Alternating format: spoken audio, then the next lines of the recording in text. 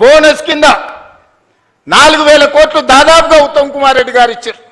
వ్యవసాయ పనిముట్లకు ఈరోజు తుమ్మల నాగేశ్వరరావు గారు 2000 కోట్ల రూపాయలు ఖర్చు పెట్టారు. రైతు బీమా దాదాపుగా 3,500 కోట్ల రూపాయలు రైతు బీమా కోసం ఈరోజు మనం ఖర్చు పెట్టినాం.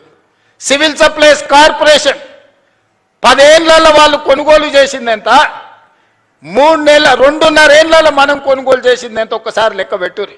10 ఏళ్లలో వాళ్ళు కొన్నది మొత్తం 1,68,000 కోట్లు అనుకుంటే ఖాళీ 2.5 ఏళ్లలో ఉత్తమ్ కుమార్ రెడ్డి గారు 80,000 కోట్ల రూపాయలు పైగా సివిల్ సప్లైస్ కార్పొరేషన్ నుంచి వడ్లు కొనుగోలు చేసి రైతులకు ఈరోజు రైతులకు ఇచ్చింది. ఇట్లా లెక్కలేస్తే 30 నెలల దాదాపుగా 1,75,000 కోట్ల రూపాయలు ఈ ప్రభుత్వం రైతాంగం కోసం ఖర్చు పెట్టింది. సరాసరి ప్రతి నెల 6,000 కోట్ల రూపాయలు రైతుల కోసం మేం ఖర్చు పెడితే మీరు 2,500 కోట్ల రూపాయలు కూడా ఖర్చు పెట్టలేదు. మరి వ్యవసాయానికి మేం పండుగ చేసినామా, మీరు చేసిరా? ఇవాళ ఊర్లలో తిరిగి ఈరోజు రైతులను క్షమించే సభ పెట్టమని తాటి చెట్టులు ఎక్కువ అయ్యాను కానీ తలకాయ లేనట్టుంది చెప్తా ఉన్నాడు. చెట్టులు ఎక్కువ ఎరిగితే సరిపోదు, అందులో ఆవగించనంత గుజ్జు ఉండాలని పెద్దలు చెప్పారు. అందుకే ఇవాళ ఏ విషయంలో అయినా మీరు చర్చకు సిద్ధమా, వస్తాడా అసెంబ్లీకి? రైతుల గురించే ప్రత్యేకంగా అసెంబ్లీ సమావేశాలు ఏర్పాటు చేద్దాం. 10 సంవత్సరాలు మీరు చేసింది ఏంది రైతుల కోసం, 10 సంవత్సరాలు మేము చేసింది ఏందో ఈరోజు ఆలోచన చేద్దాం. సాగునీటి ప్రాజెక్టులు కాళేశ్వరం పేరు మీద గోదావరి నదీ జలాలతోని ఉత్తర తెలంగాణను సస్యశ్యామలం చేస్తా, రంగారెడ్డి జిల్లా వరకు తీసుకొస్తని 1,50,000 కోట్ల రూపాయల అంచనాతోని గోదావరి నదీ జలాల మీద కాళేశ్వరానికే 1,02,000 కోట్ల రూపాయలు కాంట్రాక్టర్లకు చెల్లిస్తే 3 ఏళ్ల కాళేశ్వరం కట్టుడు, 3 ఏళ్ల కాళేశ్వరం కూలుడు మీరే కడుతురి, మీరే కూలగొడుతురి. 1,00,000 కోట్ల రూపాయలు గోదావరిలో కలిసిపోయి కాళేశ్వరం కాస్త కూలేశ్వరమైంది.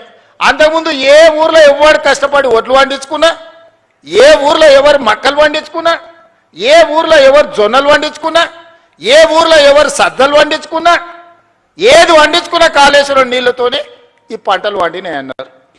మరి 3 ఏళ్లలో మేము సుక్క నీరు తీసుకోలే, కుప్ప కూలిపోయింది కాళేశ్వరం.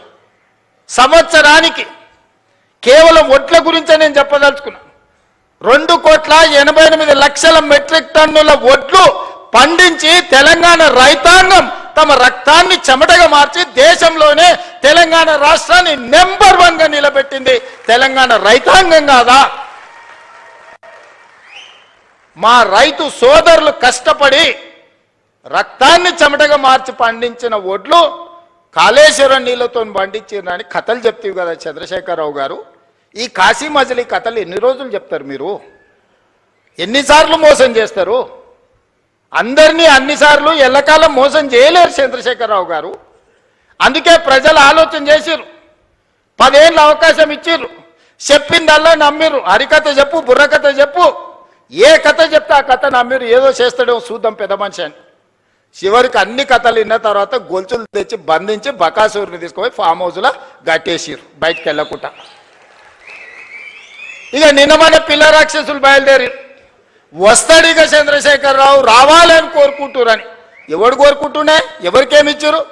మీకంటే ఫామ్ హౌస్లు ఇచ్చిర్రు, రాసుకోనికే పేపర్లు ఇచ్చిర్రు, చూపించుకోనికే టీవీలు ఇచ్చిర్రు, దోసుకోనికే తెలంగాణ రాష్ట్రాన్ని ఇచ్చిండు. మీకు రావాలేమో చంద్రశేఖరరావు, మా రైతులకు ఎందుకయ్యా? రైతు రుణమాఫీ చేయలేదు, 1,00,000 రూపాయలని 4 విడతలని అసలు లేదు, మిత్తి లేదు. చేతిలో అప్పు, చేతిలో సిప్ప, నెత్తి మీద అప్పు మిగిలిచ్చిపోయిండు. 2 సార్లు 1,00,000 రూపాయలు రుణమాఫీ అని చేసిండా?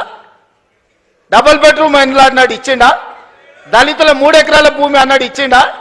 ఇంటికో ఉద్యోగం అన్నాడు ఇచ్చిండా? 1 కోటి ఎకరాలకు నీళ్ళు ఇస్తా అన్నాడు పారిచ్చిండా? ఏం చేసిండా నేను అడుగుతున్నాను మళ్ళా రానికి? ఒక్కటి చేసిండా? ప్రతిపక్షాలు మా జోలి ఉన్నాడు ఫోన్లలో అంటే